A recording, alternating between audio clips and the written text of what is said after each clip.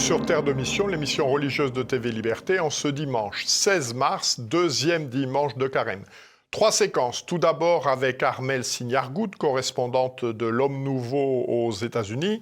Une séquence sur les relations entre Donald Trump et puis les catholiques américains ainsi que l'épiscopat américain.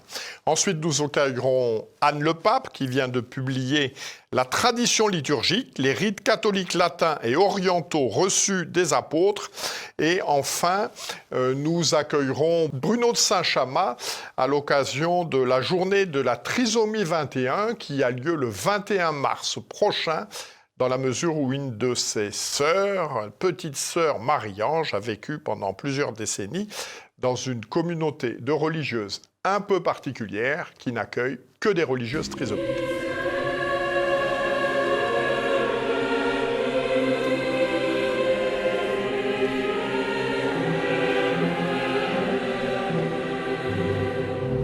Bonjour Armelle Signargout. Bonjour monsieur. Donc vous êtes correspondante de l'Homme Nouveau aux États-Unis. Et les États-Unis font la une de l'actualité, plus particulièrement depuis l'élection de Donald Trump. Alors quel rôle ont joué les catholiques américains dans l'élection de Donald Trump ? Les catholiques représentent environ un Américain sur 5. Ici, ils ont joué un rôle énorme. En fait, 58% des catholiques ont voté pour Trump en novembre. C'est beaucoup. Historiquement, pendant longtemps, le Parti démocrate a été celui qui a rassemblé le plus de voix catholiques. En 1960, on se souvient, près de 80% des catholiques avaient voté pour John Kennedy. Donc ces dernières années, c'est complètement l'inverse. Les démocrates sont devenus le parti de l'extrême gauche et les proportions ont basculé en faveur du candidat républicain cette fois. Donc le démocrate Biden était catholique, entre guillemets, mais il soutenait un programme à des années-lumière de l'enseignement de l'Église. Donc les catholiques impliqués, c'est-à-dire les 29% qui vont encore à la messe chaque dimanche, ont préféré revenir à ce qu'ils perçoivent comme un programme de bon sens qui vise davantage le bien commun. Avec Trump, ils ont rejeté en bloc la folie transgenre, le wokisme outrancier, l'invasion des criminels illégaux, la censure permanente des idées chrétiennes. Et puis, même si cette fois le candidat Trump a été obligé, pour être élu, d'avancer à tout petit pas sur les questions de défense de la vie, les catholiques savent très bien que c'est lui, grâce aux 3 juges pro-vie qu'il avait nommés à la Cour suprême, c'est Trump qui a permis de renverser en 2022 l'arrêt Roe v. Wade. Depuis, la moitié des 50 États ont banni l'avortement, complètement, ce qui a déjà sauvé en 2 ans plus de 200 000 enfants à naître. Autre élément, Trump veut défendre la nation américaine. Il a attiré les catholiques en insistant sur la paix qu'il souhaite promouvoir dans le monde. Et puis, les catholiques veulent pouvoir vivre leur foi librement, ouvertement, et Trump leur en donne les moyens.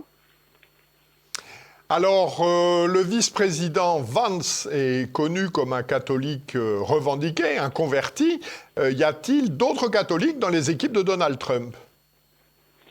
Oui, donc on peut revenir à Vance. Trump est entouré d'un grand nombre de catholiques, une bonne dizaine à des postes clés. Donc, vous l'avez cité, J.D. Vance, d'abord, 40 ans, converti depuis 5 ans.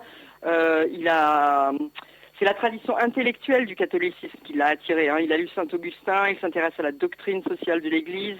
Vance a fait un discours il y a quelques jours, lors d'une conférence catholique annuelle à Washington. Il a reconnu qu'il se considère encore comme un débutant dans sa vie de foi, qu'il a encore beaucoup à apprendre. Et là, évidemment, on est aux États-Unis. Parler de Dieu n'est pas un tabou ici comme en France. Donc, Vance a raconté, par exemple, qu'au début, il allait se confesser tous les 15 jours parce qu'il manquait la messe un dimanche sur 2. Sous-entendu, il savait que c'était un péché grave. Bon, malheureusement, même s'il est venu soutenir les troupes à la marche pour la vie fin janvier, Vance est favorable à la fertilisation in vitro, ce qui, on le sait, est moralement inacceptable. Sur la pilule abortive, il a besoin de changer aussi. Mais Vance a combattu en Irak, il est conscient des dégâts commis par les États-Unis, il a parlé de l'éradication de communautés chrétiennes historiquement. Donc il est clair que comme Trump, il souhaite la paix dans le monde. Les autres catholiques, vous me demandiez, donc il y a Tom Homan, 63 ans, chargé de mettre de l'ordre aux frontières. En quelques semaines, il a déjà fait chuter l'entrée des immigrés clandestins de 90%. Ensuite, on a Marco Rubio, 53 ans, nouveau secrétaire d'État, fils d'immigrés cubains, très pro-vie, mais pas vraiment un pacifiste, on verra. Sean Duffy, 53 ans, ministre des Transports, très pro-vie lui aussi, 9 enfants. On a vu toute la famille réunie pour prier au Capitole avant qu'il soit confirmé par le Sénat. Lui va éliminer les absurdes règlements DEI, diversité, équité, inclusion, qui ont mis en péril les voyageurs un peu partout, y compris dans les avions. Il y a aussi John Ratcliffe, 59 ans, chef de la CIA, Robert Kennedy, 70 ans, ministre de la Santé, Elise Stefanik, 40 ans, ambassadeur à l'ONU, Peter Navarro, 75 ans, conseiller de Trump pour les échanges commerciaux, donc beaucoup de catholiques, oui, autour de Trump. Alors là, ce sont des catholiques, mais quelles sont les relations du président Trump avec l'épiscopat américain, en particulier autour des questions d'immigration?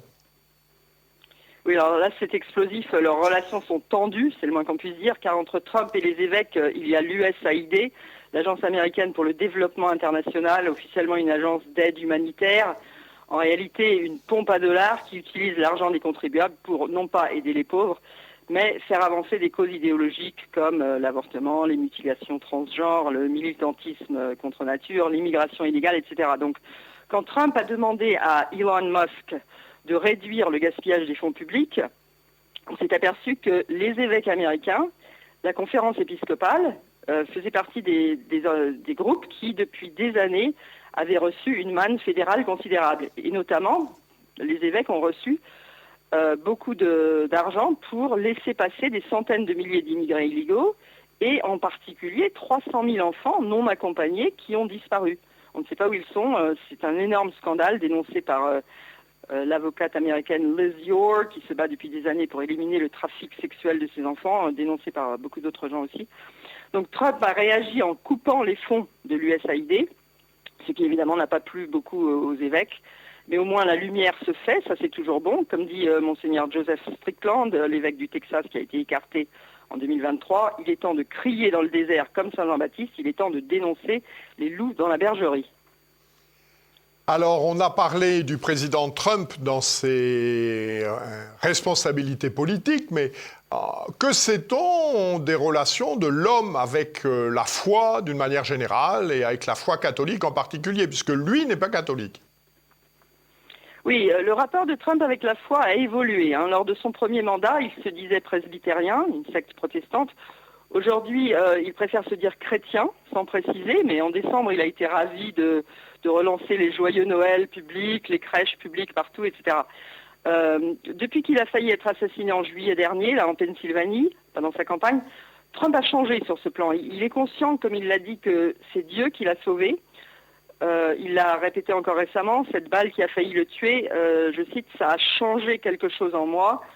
Je croyais en Dieu, mais là, c'est un sentiment beaucoup plus fort. Il s'est passé quelque chose, a dit Trump. Donc, on l'a vu, Trump a beaucoup de catholiques autour de lui, beaucoup de catholiques partout dans le pays qui sincèrement prient pour lui tous les jours, qui prient pour que Trump se convertisse à la vraie foi. Trump a du respect pour la foi catholique. Sa femme Melania est catholique, donc qui sait ? Dernière question, cette élection au final est-elle une bonne nouvelle pour l'Église? Alors je dirais que oui, parce que Trump est en train de mettre à jour de vastes réseaux de corruption, non seulement dans le gouvernement américain, ce qu'on appelle le Deep State, l'infiltration de la gauche mondialiste antichrétienne dans les rouages de l'État, mais aussi dans l'Église elle-même, le Deep Church, dénoncé par l'ancien nonce apostolique Carlo Maria Vigano, qui s'y connaît, il était sur place. Il a vu tout ça. Donc pour l'Église ici, c'est douloureux, mais en même temps, c'est une purification nécessaire. Beaucoup de catholiques commencent à voir plus clair. Il reste évidemment des loups, on l'a vu. Le cardinal McElroy, en particulier la disciple de l'infâme Theodore McCarrick, qui était un monstre de perversion, qui a été lui-même archevêque de Washington. McElroy va devenir le 11 mars le nouvel archevêque de Washington, donc ça risque de chauffer un peu entre lui et Trump.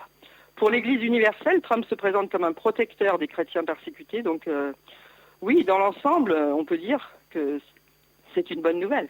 Eh bien, je vous remercie de ces explications tout à fait éclairantes d'une part, et puis tout à fait inhabituelles également. Merci beaucoup, Armelle Signargout.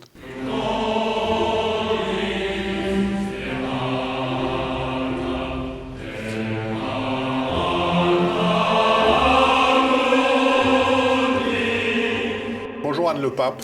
Bonjour, Jean-Pierre Maugendre. Donc vous venez de publier aux éditions de l'Homme Nouveau un petit livre tout à fait attrayant qui m'a beaucoup intéressé, La tradition liturgique, les rites catholiques, latins et orientaux reçus des apôtres.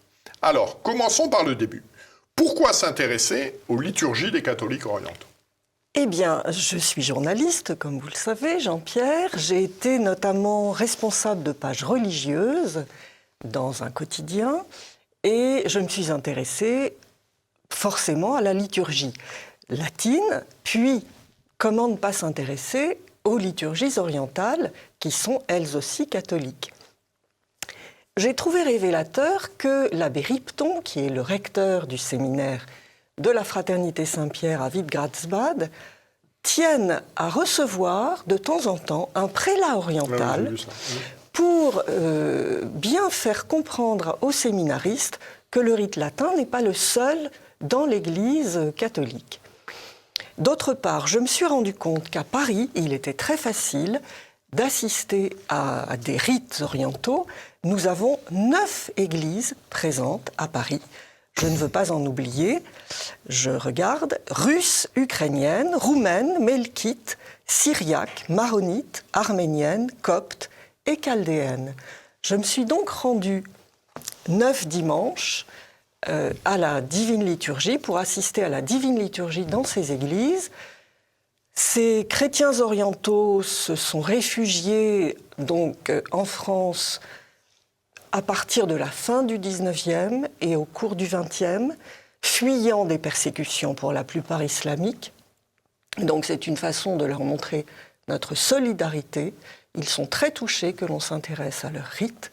Et je signale que le 25 mai prochain, journée mondiale des chrétiens d'Orient, une chapelle va leur être consacrée à Notre-Dame de Paris. Alors, quels sont les points communs entre la liturgie romaine traditionnelle et ses rites orientaux ? Les points communs, quand on assiste à des liturgies orientales qui n'ont pas été réformées, on se rend compte déjà que le célébrant, la plupart du temps, célèbre face au Seigneur, et on a une impression de transcendance, de grand sens du sacré. Il faut suivre le mieux possible la cérémonie. Il y a souvent des petits livrets qui sont mis à disposition des fidèles. Et ça n'est pas une impression seulement. C'est corroboré par 2 prêtres, notamment, que j'interroge dans ce petit livre, qui sont biritualistes. Le père Diaz, qui célèbre dans le rite romain et dans le rite russe, en slavon, et le père Thomas, qui célèbre dans le rite latin et dans le rite roumain. Et tous les deux, leurs propos reviennent à dire « à diversité de rites, même identité de foi ». Alors il y a la différence, bien sûr, de l'iconostase, qui est la plus flagrante, celle qui saute aux yeux, mais d'abord souvent... Alors, rappelez-nous ce qu'est l'iconostase. L'iconostase est un ensemble d'icônes, en général une sorte de cloison de bois couverte d'icônes, qui sépare l'endroit où se tiennent les fidèles de l'endroit où le prêtre célèbre. Et alors, il y a soit l'iconostase, soit une courtine, donc un rideau. Mais d'abord, souvenons-nous que nous avions les jubés, jusqu'au XVIIIe, qui remplissaient le même rôle. Et on a pu faire un parallèle et dire que dans le rite latin, il y avait une sorte d'iconostase morale, c'est-à-dire non physique, car le célébrant dans les rites orientaux prononce les paroles de la consécration à haute voix, mais on ne le voit pas, tandis que dans le rite latin, on voit le célébrant, mais on ne l'entend pas. Voilà. Alors, dans le cadre de ces comparaisons, justement, une des caractéristiques du rite latin réformé, c'est le grand nombre de possibilités qui sont données aux célébrants de choisir de faire de telle ou telle manière. Qu'en est-il dans les rites orientaux ? Alors, j'ai posé la question à la cathédrale maronite, d'une part, et à Saint-Julien-le-Pauvre, d'autre part. Dans les 2 cas, on m'a répondu que les paroles de la consécration n'avaient jamais changé. Donc, il n'y a pas de choix. Évidemment, je parle des églises qui n'ont pas subi de réforme. Je pense à l'église chaldéenne, en tout cas pour ce que j'en ai vu à Paris, qui me semble avoir été fortement réformée.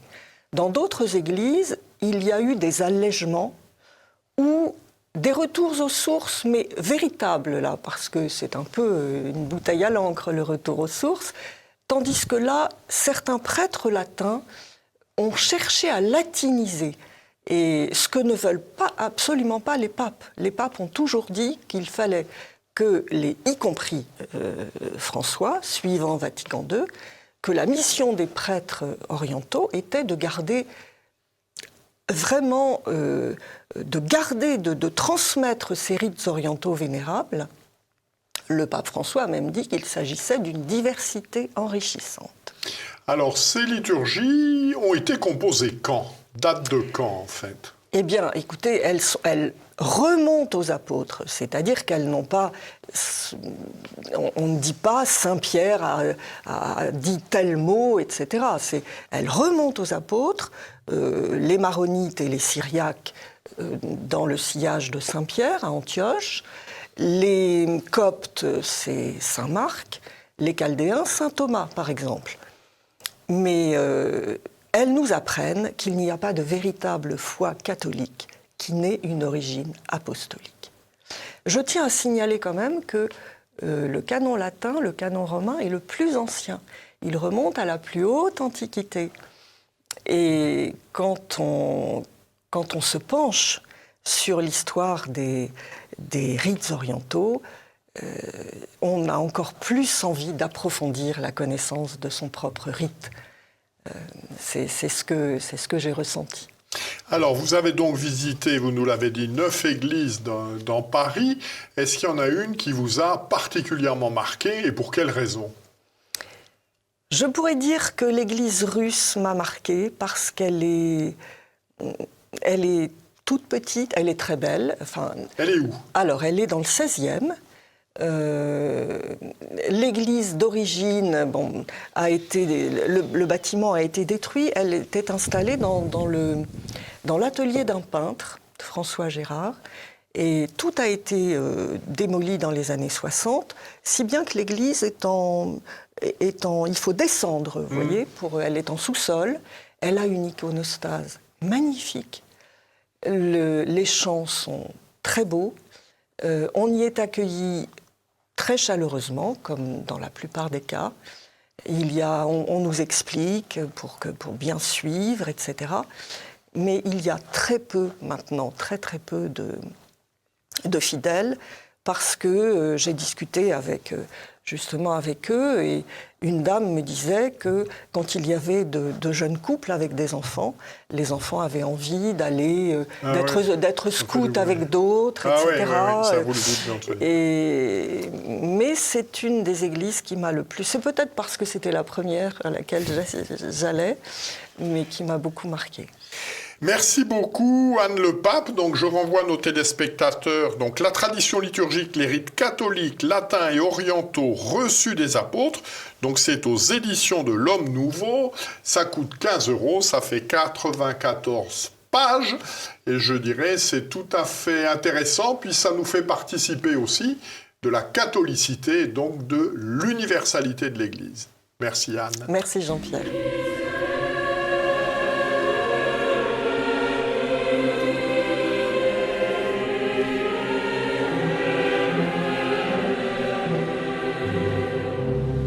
Bonjour Bruno de Saint-Chamas. Bonjour Jean-Pierre. Donc vous venez nous parler en fait de votre sœur et de la communauté à laquelle elle a appartenu, petite sœur Marie-Ange, qui est donc décédée le 24 août 2020 après 33 ans de vie religieuse dans la communauté des petites sœurs disciples de l'agneau. Alors qu'est-ce que cette communauté a de particulier?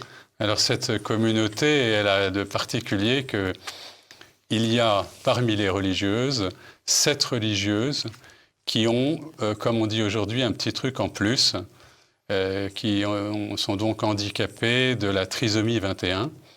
Et donc c'est la première fois que l'Église a reconnu une communauté religieuse qui a été créée, on pourrait dire, sur mesure, pour être adaptée au rythme de vie et aux possibilités de religieuses trisomiques. il y a 2 sœurs valides aujourd'hui et 7 sœurs handicapées. Et la vocation particulière de ces sœurs, eh bien, c'est de mener une vie comme à Nazareth, hein, donc de suivre Jésus partout où il va et de l'imiter, mais avec ce talent particulier qu'elles ont en tant que trisomiques, c'est qu'elles ont été créées avec le don de l'innocence et cette capacité particulière pour aimer. Alors, quelles sont les orientations spirituelles particulières de cette communauté et quelles sont leurs activités? Alors, l'orientation particulière, c'est principalement, on va dire, Sainte Thérèse de l'Enfant Jésus et la vie monastique à l'école de Saint-Benoît. Donc, c'est suivre l'agneau partout où il va et être des petits-enfants. Donc, la spiritualité, c'est la spiritualité de Sainte Thérèse de l'Enfant Jésus. Et cette chose particulière qui peut nous toucher, c'est que puisque Jésus remercie Dieu d'avoir révélé aux petits ce qu'il a caché aux sages et aux savants, eh bien la vocation particulière des sœurs qui ne sont pas handicapées, c'est de se mettre à l'école du secret qui a été révélé à ces petites sœurs. Elles ont été créées avec un don particulier pour aimer. Parce que pour aimer, dit Sainte Thérèse de l'Enfant Jésus, on ne calcule pas. Et justement, les petites sœurs disciples de l'agneau qui sont handicapées ne savent pas calculer. Et comme elles ne savent pas calculer, elles savent mieux aimer que nous. C'est leur talent particulier. Et donc, les sœurs valides se mettent à l'école des plus petits. Et là, c'est pas du vrai, c'est pas de la frime. Parce qu'effectivement, vivre avec une petite sœur trisomique, c'est pas comme vivre avec vous ou moi, ou une personne qui n'est pas handicapée. Il y a des exigences particulières. Donc le rythme de la journée, le rythme de toute activité va prendre en compte ce handicap, mais tout va être fait par amour. Donc c'est, je dirais, une des vocations les plus radicales que je connaisse, les plus radicales qui existent aujourd'hui. Parce que le référentiel, c'est vraiment suivre Jésus, l'aimer et lui faire confiance dans la foi qu'il s'est révélé aux petits. Et donc, en suivant ces petits, eh bien, on va trouver Dieu, qui est le but de la vie monastique. Alors, il y a une question qui vient logiquement à l'esprit. L'Église a mis son sceau sur cette communauté par l'accompagnement spirituel de Fongombo d'abord, ensuite par la reconnaissance canonique par l'évêque diocésain en 1999. Mais on peut également se demander quelle est la liberté de choix de ces religieuses handicapées mentales. C'est la grande question. Bien sûr, c'est pourquoi je me permets de la poser. C'était la question pour mes parents, ça a été beaucoup la question pour les frères et sœurs, de se dire, mais est-ce qu'elle est vraiment libre? Voilà. Est-ce que ce n'est pas les parents qui ont la vocation et qui auraient été contents que leur fille soit dans un endroit spirituel et saint, etc. Alors d'abord, les parents de trisomiques savent qu'on ne peut pas faire à des enfants trisomiques ce que l'on veut. Ils ont une volonté terrible. Ils n'ont peut-être pas des compétences pour calculer, mais quand ils veulent quelque chose ou quand ils ne le veulent pas, impossible de les faire changer d'avis. Et vous pouvez poser la question à ceux qui le vivent. En tout cas, c'était comme ça avec ma petite sœur et je l'ai vu, c'est aussi le cas avec les autres sœurs de la communauté. Elles sont vraiment décidées. Il y en a qui sont venus et qui ne sont pas restés. Il y en a qui sont venus, les parents auraient vraiment voulu que ça marche. Et il y avait un premier attrait, mais elles ne sont pas restées, elles ne s'épanouissaient pas. Et donc, il y a des critères pour la vocation, vous savez, qui sont le désir de Dieu. C'est un abbé qui est le père Craplet, le frère d'une des petites sœurs trisomiques, qui dit ça. C'est le désir de Dieu, la continuité du désir de Dieu et le discernement d'une personne dans l'Église. Donc, il faut que ce désir reste, et puis il faut que la supérieure puisse apprécier et dire oui, c'est vraiment une vocation. Donc c'est vrai qu'on est dans la confiance, il faut que la supérieure de la communauté, et donc l'évêque, on peut dire par délégation, reconnaisse qu'il y a un appel. Alors vous êtes toujours le frère de petite sœur Marie-Ange. Qu'est-ce qui vous a frappé dans la vie religieuse de votre sœur? Ce qui m'a frappé, je dirais, c'est la confiance. Toute sa vie, elle il y a un livre qui a été écrit qui retrace un peu son histoire et qui permet de découvrir la communauté. Hein, ce livre-là, Choisi pour l'éternité. Cette phrase, Choisi pour l'éternité, ma petite sœur disait, quand on lui disait qu'elle avait été choisie par Dieu, elle ajoutait pour l'éternité. Je crois qu'elle a vécu toute sa vie religieuse dans la confiance qu'elle avait été choisie pour aimer Dieu et qu'elle était aimée de Dieu. Ça, c'est effectivement assez un témoignage. C'est relativement prophétique pour notre époque. Alors, comment peut-on mieux connaître d'une part et peut-être même aider cette communauté ? Alors, je crois qu'on peut lire le livre qui fait découvrir la vie de la communauté, Choisi pour l'éternité, édité par Artege. Je crois qu'on peut les aider aussi. Comme activité monastique, elles cultivaient des plantes, et puis des fleurs, et puis elles avaient des abeilles. Un jour, une dame s'est perdue dans leur parc, a vu comme c'était bien entretenu, a vu ces fleurs magnifiques, parce que tout est fait à la main, c'est une activité occupationnelle et monastique. Et elle les a convaincus de faire avec ce qu'elles avaient, des produits qui n'existent plus parce que les grandes compagnies de cosmétiques ont besoin de grands volumes et de diffuser leurs produits partout dans le monde. Et donc, il n'existe plus de produits faits à partir uniquement de produits naturels. Et donc, elles font maintenant, avec les roses de Damas et les fleurs qu'elles cultivent, un hydrolat, un sérum, un baume, voilà. Et tous ces produits qui sont quand même des produits de luxe, mais très appréciés. Si je vous ai testé, vous verriez tout de suite que si je vous en mets sur une main, vous regardez l'autre, vous verrez la différence. Même quelqu'un qui n'a pas l'habitude de la cosmétique verra la différence. Voilà. Et c'est vraiment un soin pour la peau et en même temps très agréable. Et donc les femmes aiment beaucoup. Et donc elles font ces produits. Et c'est assez beau parce que le nom de la marque qu'elles ont trouvé pour vendre ces styles à Maurice, le nom a été trouvé par les moines de Fongombault en récréation. Ces styles-là à Maurice, ça veut dire goutte d'amour. Et donc on peut dire que le petit travail monastique des religieuses est transformé. Elles font donc des hydrolats, des macérats. Des hydrolats, c'est on distille la fleur. Et donc on fait de l'hydrolat ou de l'huile essentielle. Ou bien on fait macérer les fleurs dans de l'huile, une très bonne huile, de l'huile d'argan. Et avec ça, on peut faire des produits. Et avec la propolis des ruches, etc., on fait des baumes.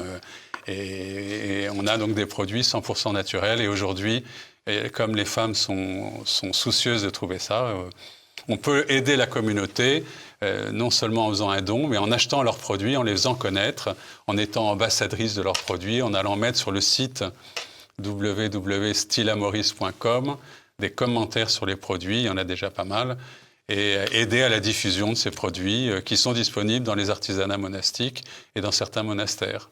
Voilà. Merci beaucoup Bruno de Saint-Chamas de cet émouvant témoignage.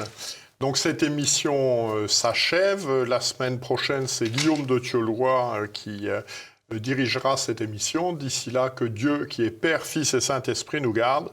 Bon dimanche et bon carême à tous. Merci Bruno. Merci beaucoup.